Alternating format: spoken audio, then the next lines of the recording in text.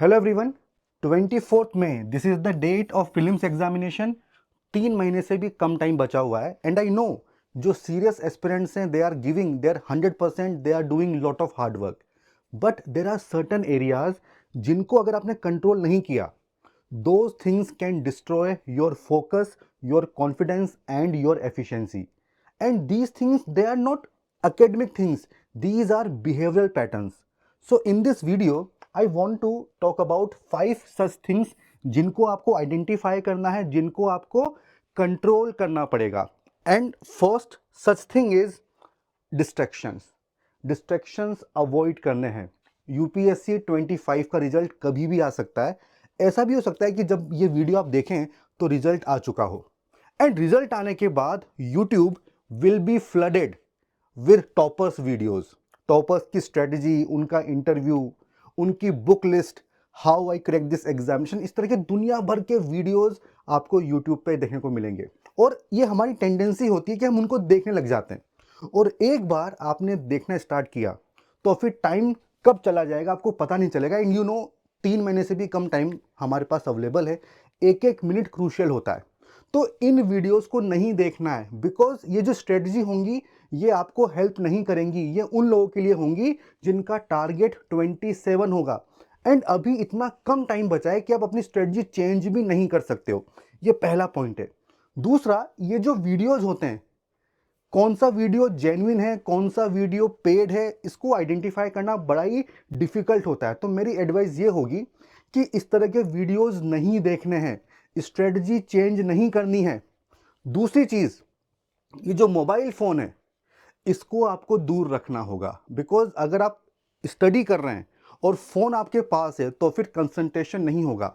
जो unnecessary notifications हैं उनको ऑफ कर दीजिए, और सोशल मीडिया का कंजप्शन कम से कम रखना होगा, बिकॉज टाइम वेस्टेज नहीं करना है। एंड एक बार आप इसमें फंस गए ना तो कब टाइम आपका निकल जाएगा आपको पता भी नहीं चलेगा। This is the first thing जो आपको कंट्रोल करनी है। You have to avoid distractions.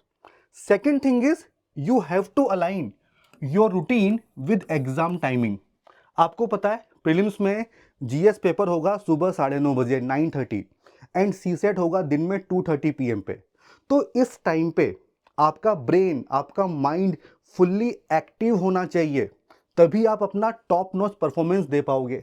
But होता क्या है, हमारा रूटीन थोड़ा सा अलग होता है। हम देर रात तक पढ़ते हैं, सुबह काफ़ी लेट उठते हैं। तो अगर यही रूटीन आपका रहेगा तो फिर उस दिन आप अपना 100% नहीं दे पाओगे। आपका ब्रेन एकदम फुल्ली एक्टिव होना चाहिए। एंड अगर आपको चेंज करना है, this is the right time, क्योंकि जो आपकी बॉडी क्लॉक है उसको आपको चेंज करना पड़ेगा, उसमें टाइम लगता है, एकदम से नहीं होगा।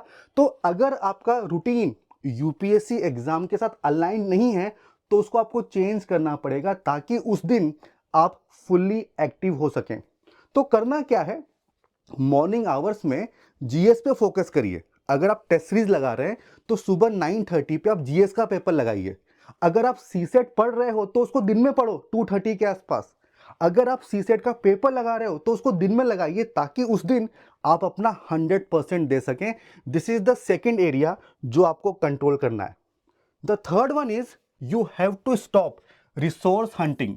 देखो, जैसे जैसे एग्जाम करीब आएगा ना, एक डर, एक फियर डेवलप होता है कि व्हाट इफ उस रिसोर्स से कुछ आ गया, तो वो तो मैंने पढ़ा ही नहीं।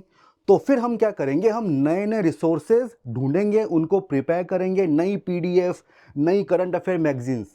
एंड यू नो, अभी कोई नया रिसोर्स लेने का टाइम आपके पास है ही नहीं। प्रीलिम्स में वही रिसोर्स आप लीजिए जिसको आप 3 से 4 बार रिवाइज कर सकते हो। एक बार पढ़ने से कुछ नहीं होगा।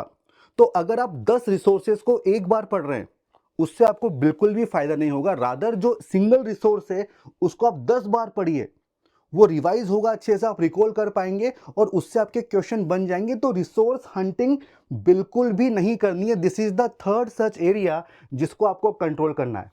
Now the fourth one, it is you have to control negative discussions, and this is very very dangerous.